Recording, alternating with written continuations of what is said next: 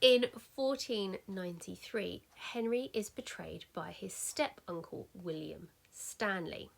Now, just to backtrack slightly, William Stanley, Henry's step-uncle, so brother to Thomas Stanley, Henry's stepfather, were really instrumental in the Battle of Bosworth. It was their extra men that really pushed Henry into victory. So after the Battle of Bosworth, William Stanley is well rewarded. He's made the King's Chamberlain, and he's Sir William Stanley, and he's described as being the richest commoner in the land. He was loyal to Henry during the Lambert-Simnel conspiracy. However, he starts to grumble that he thinks he's giving the king more favour than he is getting returned to him.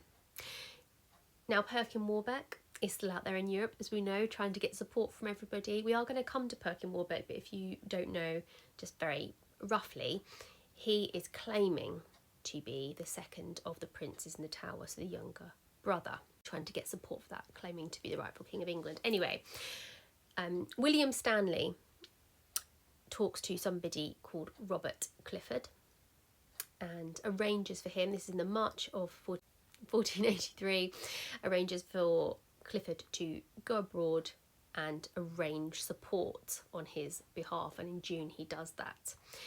Now, Henry is kind of oblivious to this. He doesn't know this is going on until 1495, when it may even have been Clifford who let Henry know what Stanley had been up to. Stanley goes to trial for treason. He's found guilty of treason. The trial was actually presided over by his own brother, Thomas Stanley, and he should be hung, drawn and quartered, but Henry agrees that he can just be beheaded instead. Now, this obviously really affects Henry. It's a real personal betrayal, and because of this, he comes up with this idea of the Privy Chamber, so this smaller, more private part of the court that is harder to access if you want an audience with the king, so only his most trusted people would be in there. And that's something that continues with other monarchs. They keep that. So not only was it a personal injury for Henry, it literally changed the physical makeup of the court space.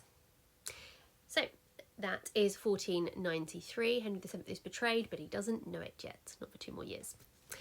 So let me know if you know anything else that happened in 1493, and I will see you tomorrow for 1494.